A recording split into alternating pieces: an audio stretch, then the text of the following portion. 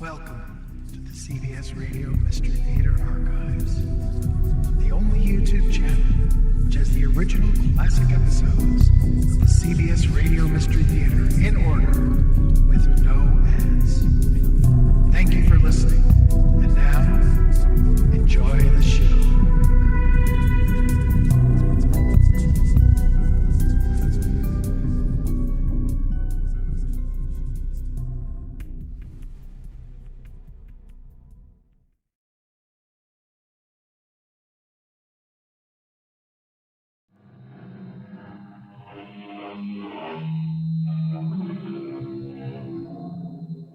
Come in.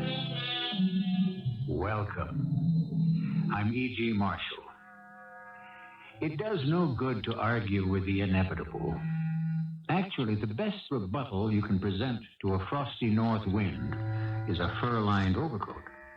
But isn't that the way we go through life, arguing with the inevitable, the imponderable, the incomprehensible, and the unchangeable? Who are you, Ralph? Who am I?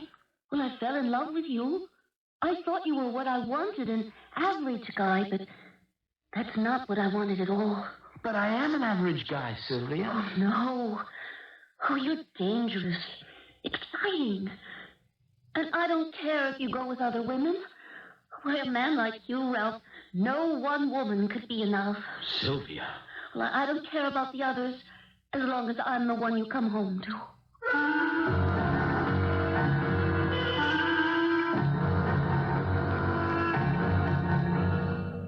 Our mystery drama, You're Better Off Guilty, was written especially for the Mystery Theater by Dann and stars Kristoffer Tabori. I'll be back shortly with Act One.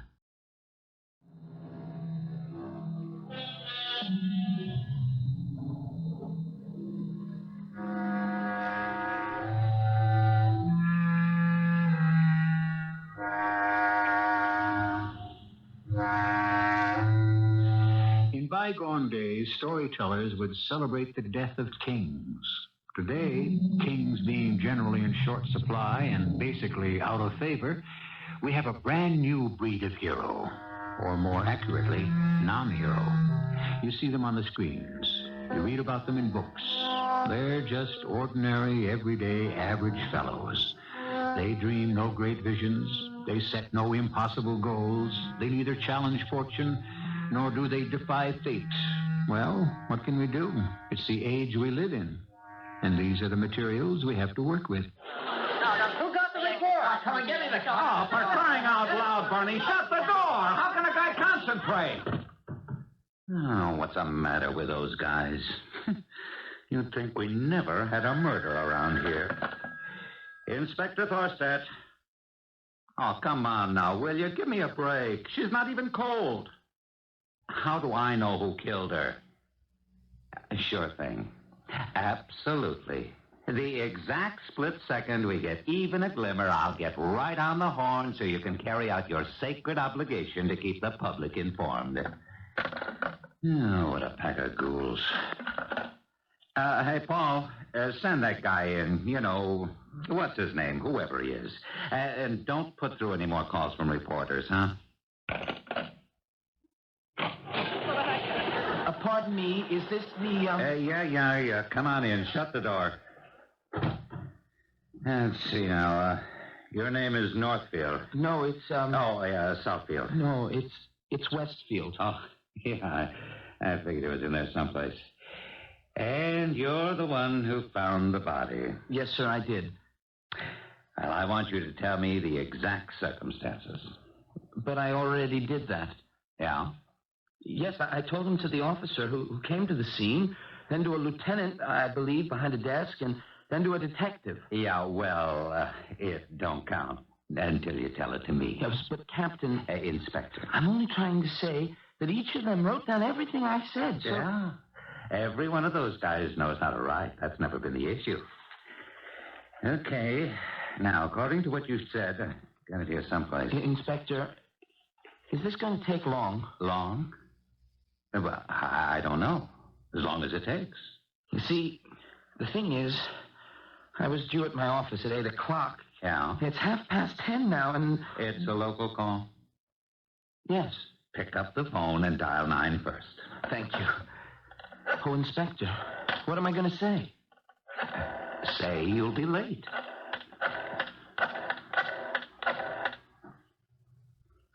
Hello, Miss Reimer. This is Ralph Westfield. Where am I?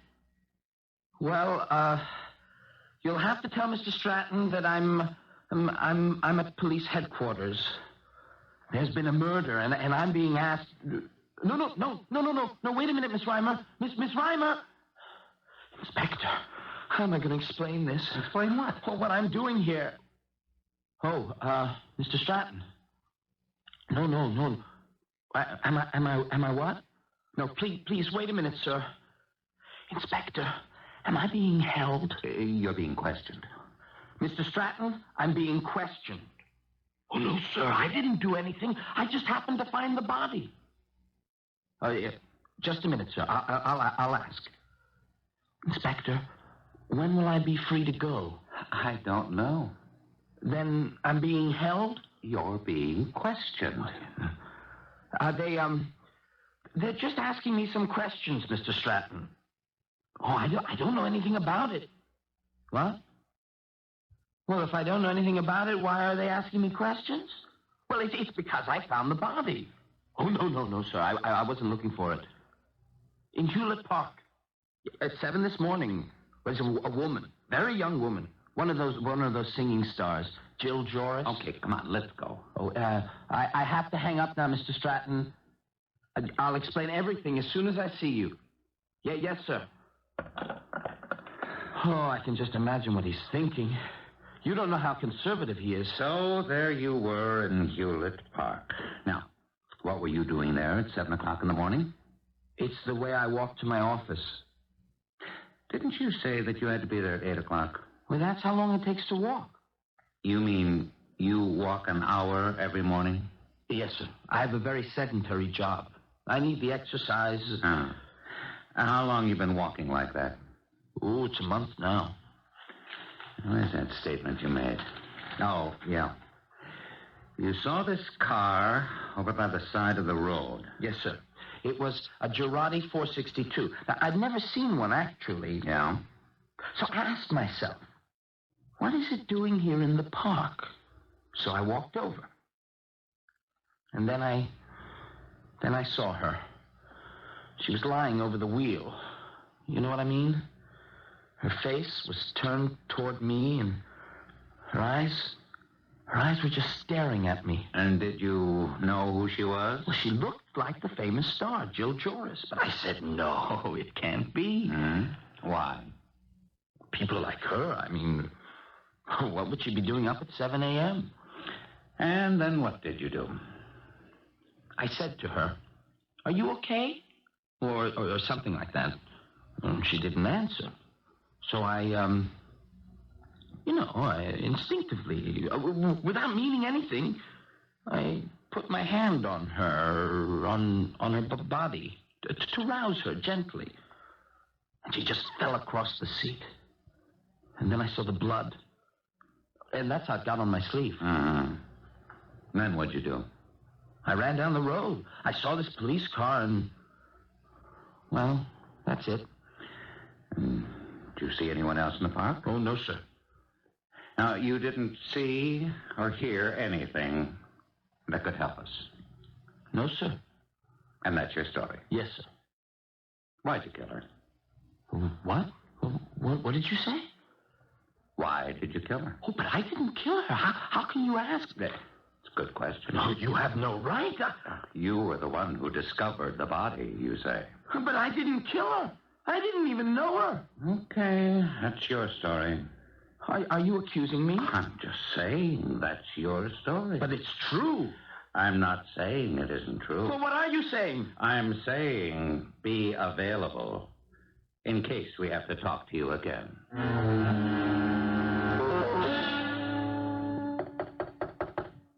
Come in. Miss Reimer, Mr. Stratton said for me to come in. Oh, yes, he's waiting for you. Mr. Westfield is here. Yes, Mr. Stratton. You're to go in. Is he upset? Well, what do you think? Come in, Westfield. Come in. Close the door. Yes, sir. Now, what sort of business have we here? It's been on the radio, television. And I suppose by tomorrow it'll be plastered all over the newspapers. I'm sorry, Mr. Stratton. What sort of image is this for a company like ours? Oh, I didn't mean to create any problems. What were you doing in the park at that hour anyhow? Just walking. Walking? Now, Westfield, I want this thing to end right here. Do you understand? Yes, sir. The sooner it's blown over and forgotten, the better for you. Yes, sir. I'm giving you the benefit of the doubt. Sir? I'm assuming, of course, that you're innocent.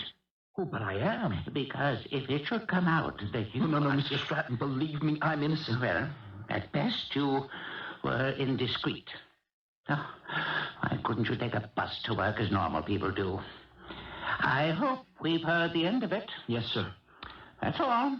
For now. Thank you, sir. Well, how'd it go?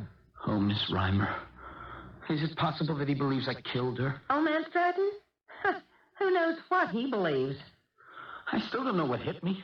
There I was, just walking along. Sure. And now? Now what?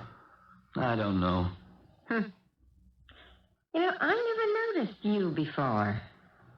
I'm not a very noticeable person, I guess. I knew we had a Ralph Westfield buried deep down there in research, but I'd never suspected. I came up here sometimes to deliver something personally to Mr. Stratton. Yeah, that's what I mean. And you're really not a bad-looking guy, either.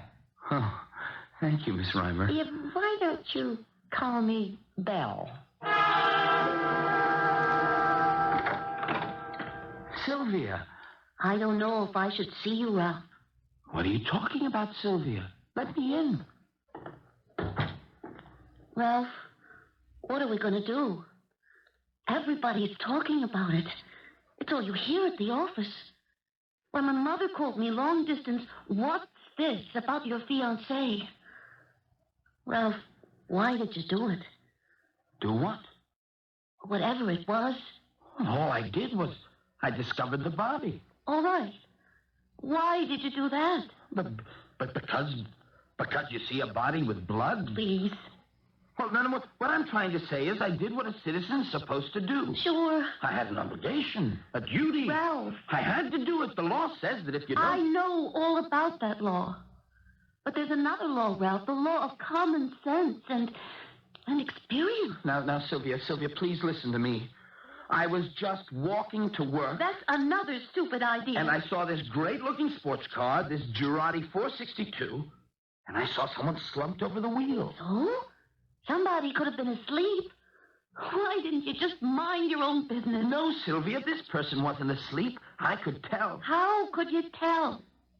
There's a kind of sprawl, you know, to a dead body. I just knew she was dead. All the more reason for you to keep walking. I thought of that. Then why didn't you do it? Because that could have been worse. How could anything? Suppose, after somebody else found the body, suppose the cops started asking around if anyone had been in the vicinity. Suppose someone had seen me, described me.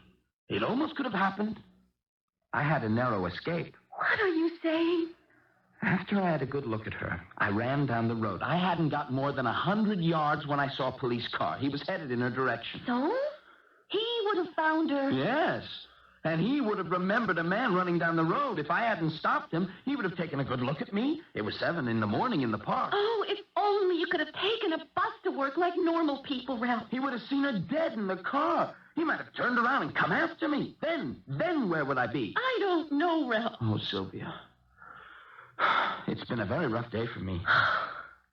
I'm sorry, Ralph. The cops have been at me.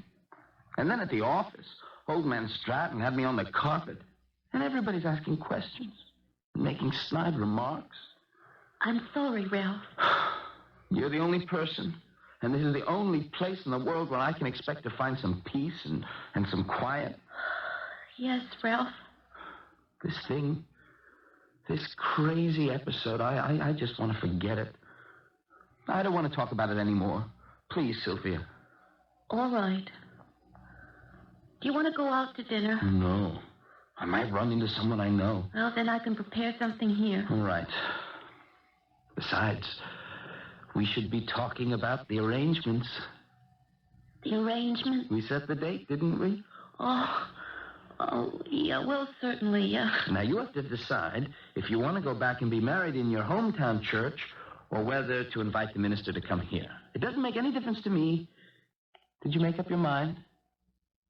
Well, Sylvia, what do you want to do about it? Sylvia? Ralph, I want you to tell me. I have to know. Did you kill her?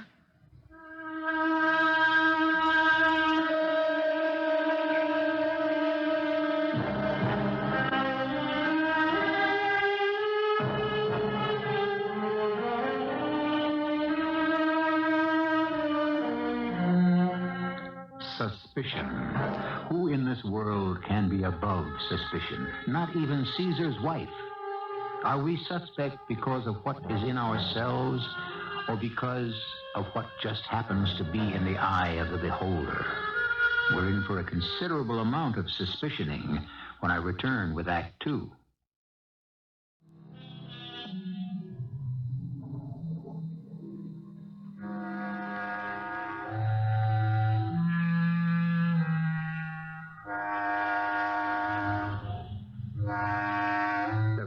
Call it the idée fixe, the fixed idea, the obsession. And it can be anything, a thought, an impression, a theory, even a prejudice. But once it takes root in the fertile soil of the imagination, it can never really be pulled out. Mr. Ralph Westfield is up against a problem of this nature. What did you just ask me? You heard me, Ralph. Did you kill her? How could you ask me a question like that? Why would I kill her? Well, because maybe she was getting tired of you. What are you talking about? I never even knew her. The one and only time I ever saw her, she was dead. Is that true, Ralph? What do you mean, is it true? When would I ever have a chance to see her? All day? I'm at work. In the evening, I'm generally with you. At night, she's working. So when will I see her? 6 o'clock in the morning in the park. I told you. I never saw the girl in my life.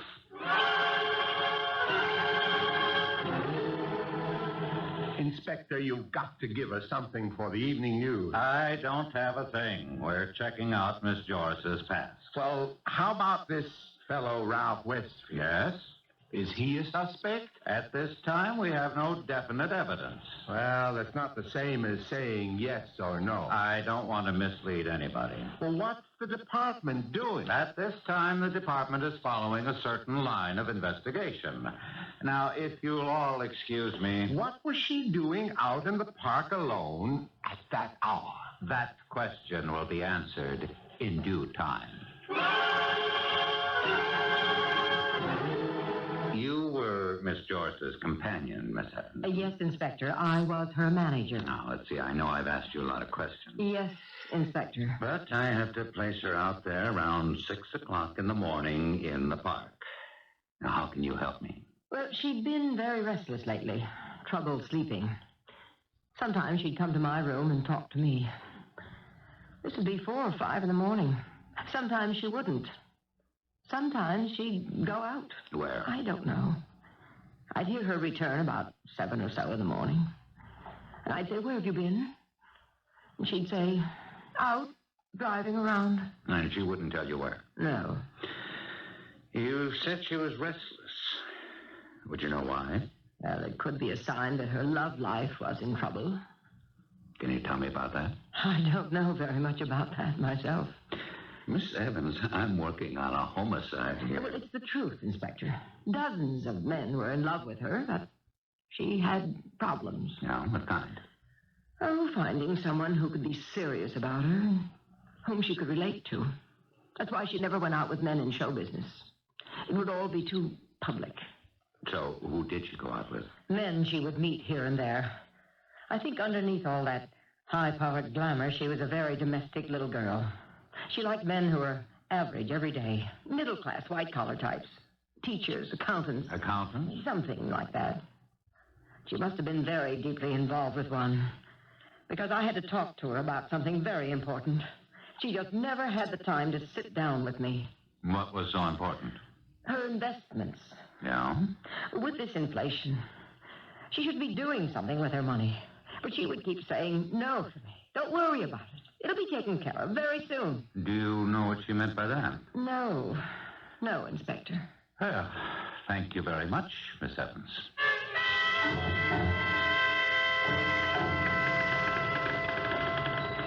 Hello, stranger.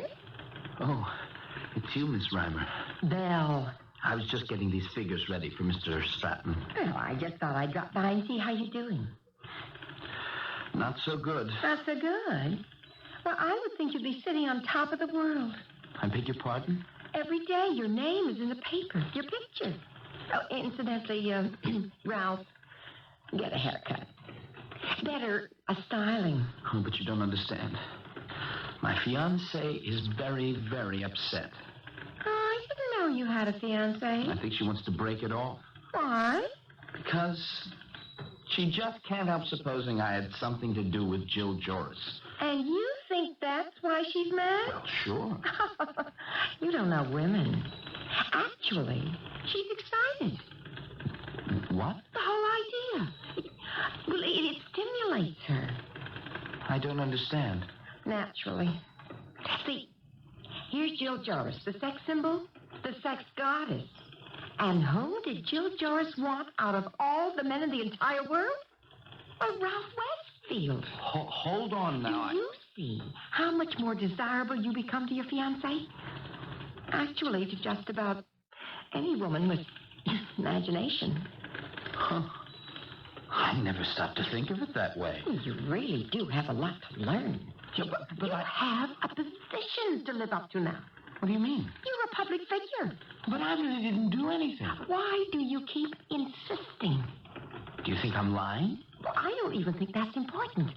It doesn't matter what you did or didn't do. Well, it certainly does. What matters is that you are a celebrity. You're going to be photographed frequently, and you're bound to be on TV. Oh, you ought to dress better.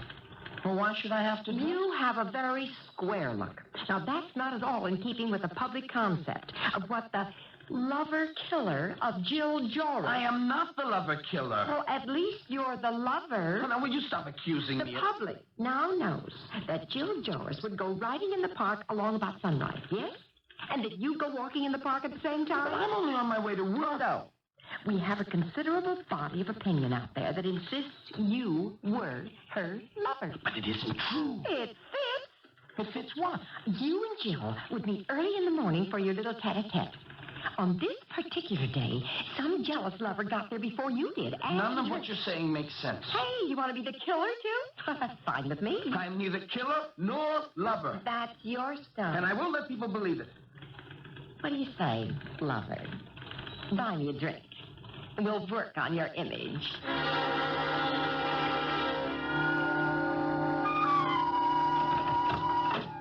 Ralph. Hey, baby. You're late. It's only midnight. You've been drinking. Where were you? Taking care of some business. Ralph, you look different. That haircut, Yeah. that jacket and shirt. You like it? This outfit set me back $200. $200? What you got to eat in the house?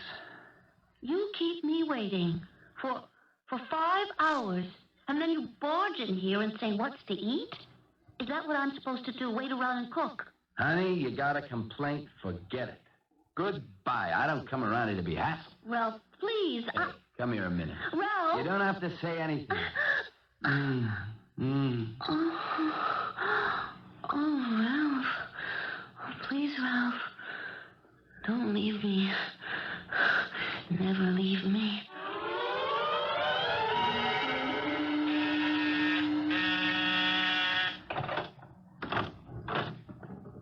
Inspector Thorstad. Do you mind if I come in? Oh, why should I mind?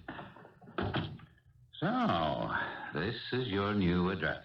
Yeah, I had to move. Yeah. I've been thinking about it for a long time, and I decided I needed a bigger, a more comfortable place. Besides, you're a celebrity now.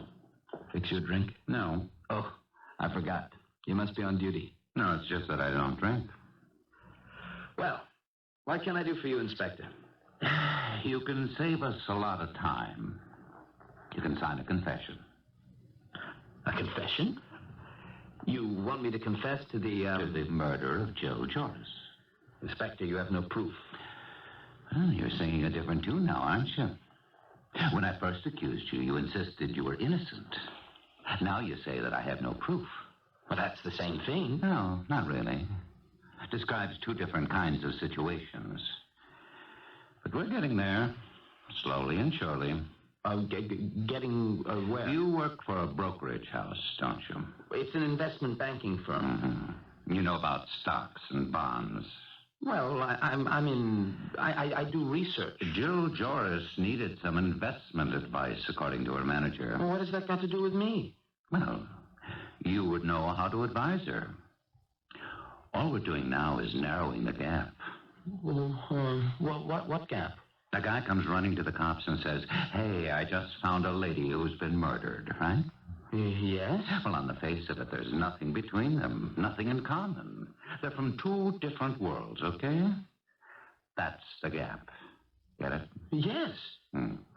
We find they both would be in the park at the same time every day, early in the morning.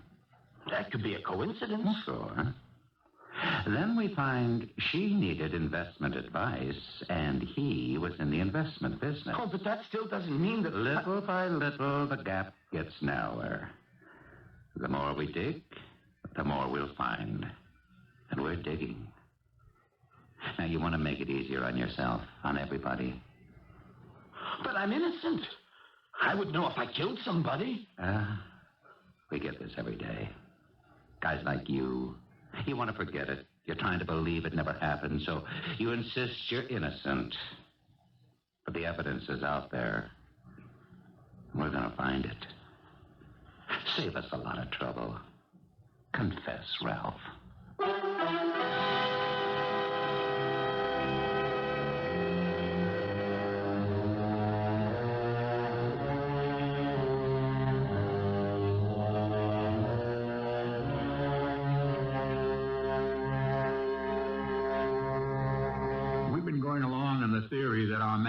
Is innocent.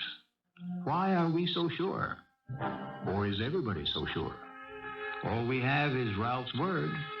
And can we depend on it? Well, we can depend on finding out in Act 3.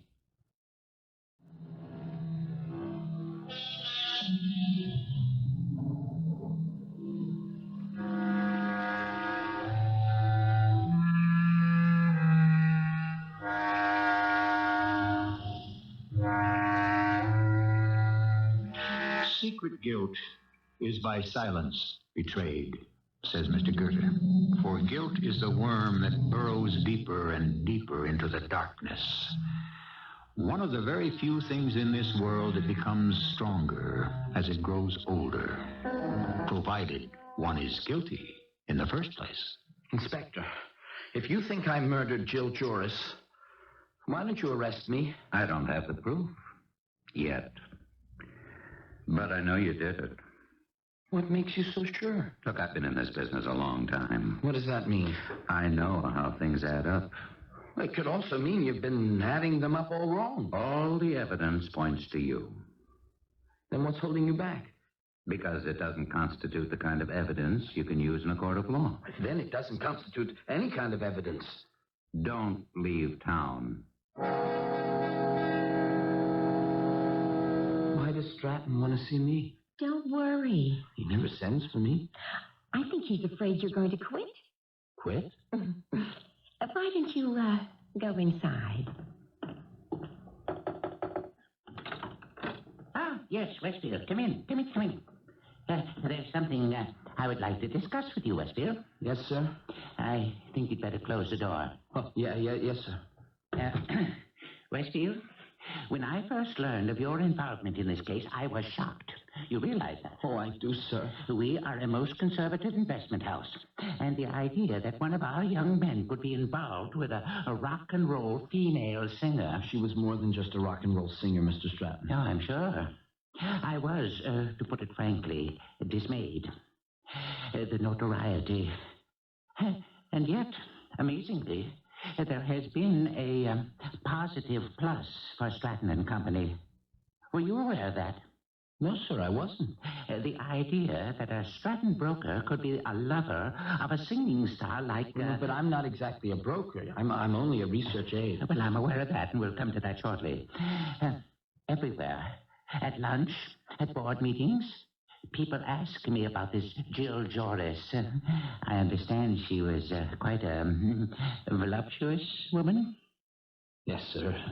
That's what they say. Oh, you're a sly dog, Westfield. I don't blame you for keeping it to yourself. Yes, sir. Miss Reimer, outside, happened to mention, in a rather cryptic way, that you were thinking about leaving us. Oh, Mr. Stratton, I would never... No need to leave. You could be as effective a broker with us as anywhere else. Are you offering me a promotion, Mr. Stratton? I'll match any reasonable offer. Ralph, man to man, just between us now. How was this Jill Joris? She was marvelous. Oh, I would have bet on it. May I quote you? I'd rather you didn't. If I do, it'll be off the record. Oh. Yes, sir. See you in the morning. Thank you, Mr. Stratton. So, you were promoted. Thanks. Well, I deserve a better thanks than that. How about tonight?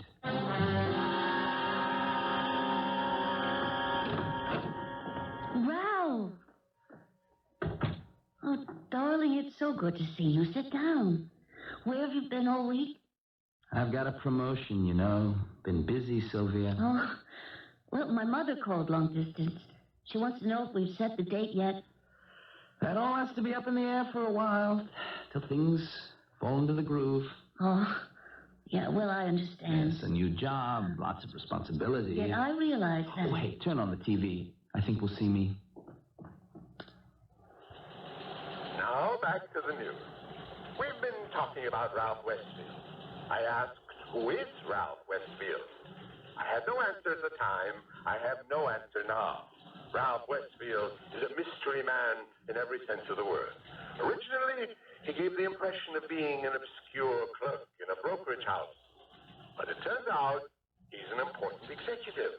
He frequents the top night spots, always with some beautiful young lady. Ralph! Very often he is seen in Larangays with the cool, blonde, beautiful lady who is his new companion. Turn that off. Oh, you don't want to pay any attention to that. She works in the office. Who are you, Ralph? She's just Mr. Stratton's executive secretary. It was a business dinner. Answer me, Ralph. Who are you? Who am I? I met you. I fell in love with you. I thought you were just an average guy because, well, that's the kind I wanted. But maybe that's not what I wanted at all. I don't understand. Maybe that's not what you are. You're dangerous, exciting. Maybe that's what I want. I don't care if you go out with other women. But I don't. But a man like you, no one woman could ever be enough. I don't care. As long as I'm the one you always come home to. Jill Joris? I mean, I don't know if you killed her or not. Sylvia. And I don't want to know. All I know is I just want you, Ralph. I want you, whoever you are. Hello? Is Ralph Westfield there? This is Inspector Thorstad. Oh, Ralph. It's a police inspector. Oh, my old buddy, Thorstad. Inspector. Oh, Ralph. Busy? Well, yes. I thought we'd have a little chat. About what? Oh, the usual thing. Tonight? How about tomorrow morning? It's a waste of your time. I got all the time in the world. It's a waste of the taxpayers' money. If you're just going to go over the same old ground, Inspector. Oh, we're breaking some new ground. For instance, Ralph, the gun. What gun? The gun you killed her with. You had to hide it. And you had to hide it in the park. You had to get rid of it quickly. So you had to bury it nearby. Inspector, We'll find it. We'll turn over every rock, every stone, every blade of grass. What do you say, Ralph? You want to make it easier on all of us? Come in tomorrow morning. But How about 9 o'clock? Oh, make it 10?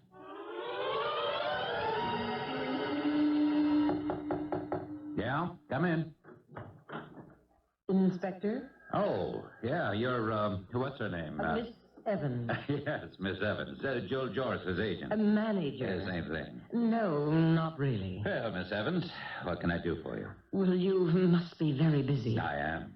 I got a murder here. That's what I've come to see you about, Inspector. About the murder. Oh? Is there anything you can add to your statement? I see. I got it around here someplace. I've been thinking it over, and there is something I neglected to tell you. Oh? What's that? I'm 35. Do I look it? Well, you do and you don't. You know the biblical allotment of 70 years and 10. I still have half my life to live. And these days, with medical science, it could be a lot longer. Wouldn't you say that? Well, you asked me just before if I was busy. Well, the point is, Inspector, I'm going to have to live with this thing for a long, long time. I don't know if I can. Well, I do know. I can't. So if you have my statement in front of you, please add this to it. Are you ready? Shoot. Funny you should say that. It's exactly what I did do. I shot her. You what? I shot Jill Joris. Oh, I feel better. You shot Jill Joris. I was stealing her money. I took some to cover some bad investments. I was going to put it back, but she found out. She was very angry. She was hurt. She was furious. I said, let's go for a drive and talk. Talk about it calmly. She was going to fire me. I had nothing. No one in the world. I couldn't think. I shot her. Maybe I meant to all along. I had the gun, didn't I? Here it is. You can match the bullet. When I read in the papers that you had a suspect who went walking in the park mornings, I let him carry the brunt of your suspicions. Well, that's it, Inspector. I killed her. The door was open, so I came in. Will you dictate that to a stenographer, Miss Evans? Hey, Paul. Hey, get Bernie in here. I killed her. Inspector. I killed her. Now, you just take it easy, Miss Evans. Inspector. What do you want? You sent for me. We had a date. Oh, yeah. Well, we don't need you anymore. Is Stratton in? Mr. Stratton is in conference. Well, look, Belle. Miss Reimer. I have an appointment to talk about my promotion today. Oh, Mr. Stratton asked me to cancel it. Oh. Well, when does he want to reschedule it? Probably never. Oh. Well, now, look. Consider yourself lucky. You still have a job. Oh? But why? Please tell me why, Belle. Miss Reimer.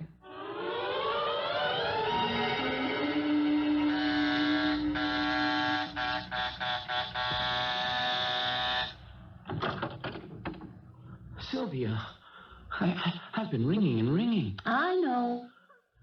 Aren't you going to ask me to come in? I don't know. Aren't you glad I'm out of it? Aren't you happy I wasn't having an affair with Jill Joris? That I didn't kill her? Aren't you glad? Well, yes, I suppose I am, in a way. Oh, please, Sylvia. It was crazy. I admit, I enjoyed it. And you enjoyed it, too. For a couple of days, I was somebody important. Notorious. Sylvia, you said you wanted me. You said you wanted me no matter who I was. Do you remember?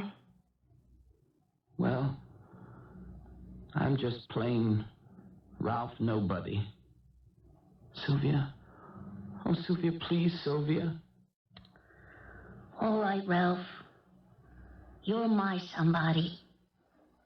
But from now on, you better behave yourself. Behave myself. Yeah, and don't ever do anything like that again.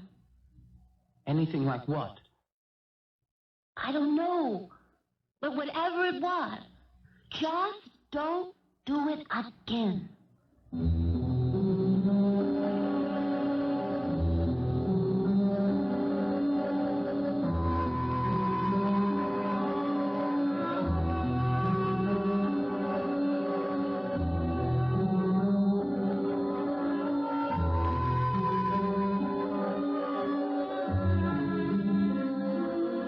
Whatever it was, just don't do it again.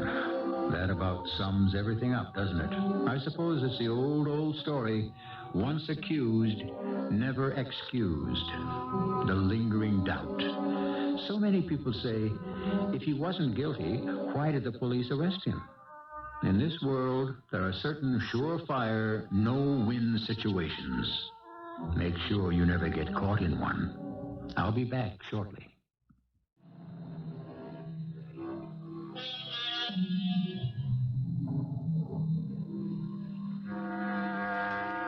All guilt on earth is punished, said Mr. Goethe. Well, it's one thing to punish guilt, but quite another to punish innocence. We have just told you the story of an innocent man. After all, what crime did Ralph Westfield commit? He just happened to be in the wrong place at the wrong time. And let that be a lesson to you, dear friends. Our cast included Kristoffer Tabori, Marian Haley, Joan, Shay, and Ray Owens. The entire production was under the direction of Hyman Brown. I hope you enjoyed this episode of CBS Radio Mystery Theater. If you've